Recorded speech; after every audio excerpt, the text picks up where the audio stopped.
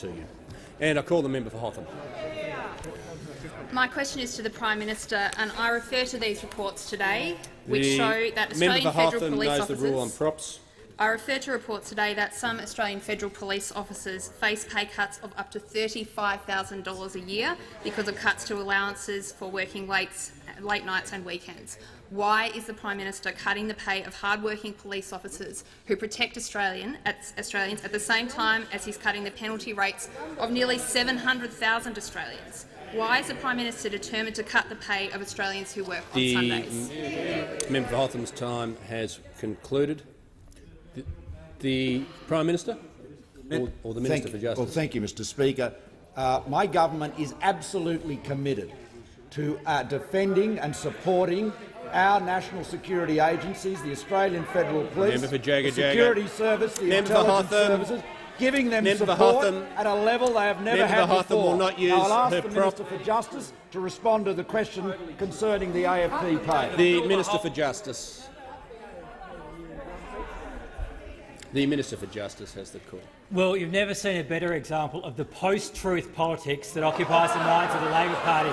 What complete rot! Absolute nonsense. And to march in here and say it says everything about your ability to understand this portfolio. Let's go through the record in relation to the AFP and to Australia's national security. I'll go through this side of the House first, then I'll go through your record in government, which was shameful. In office, we've supported our agencies to do the very difficult job they need to do in an environment which is a deteriorating environment of our national security. We've provided $116 million for the National Anti-Gang Squad, strike teams in every state and territory, which links back into the brains here at the Australian Gangs Intelligence Coordination Centre, $21 million for the Trade Union Royal Commission Task Force. Go after dodgy unionists, the ones who like to punch on against police officers. $25 million to expand the AFP's National Forensics Lab.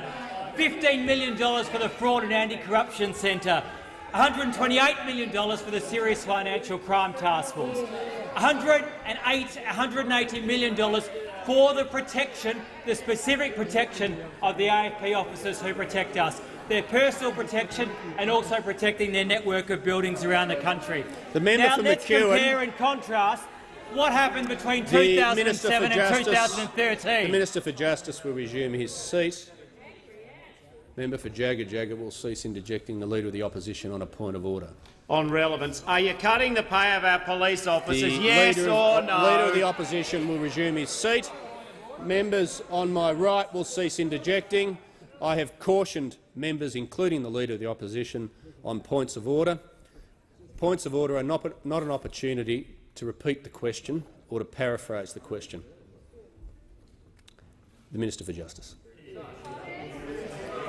Well, I was just interrupted before I was going to run through the record of the Labor Party in office between 2007 and 2013. A shameful record that cut the guts out of the Commonwealth law enforcement community. Minister for Justice will resume his seat. The member for Isaacs is warned, as is the member for Canberra, and the member for McEwen can leave under 94A. The Minister for Justice has the call. Thank you, Mr Speaker. When the Labor Party were in office, they cut $128 million from the Australian Federal Police between 2010 and 2013. They cut $30 million and 88 staff from the then Australian Crime Commission, completely gutting that agency, a specialised agency that protects us from organised crime and terrorism. They cut $27 million and 56 staff from AUSTRAC, our anti-money laundering and counter-terrorism financing agency. It was a shameful record of abuse of Commonwealth law enforcement when they were in office. When we arrived in office, my most important job was rebuilding the damage wrought by the Labor Party for the 6 years of the Rudd-Gillard-Rudd government. Ask another one.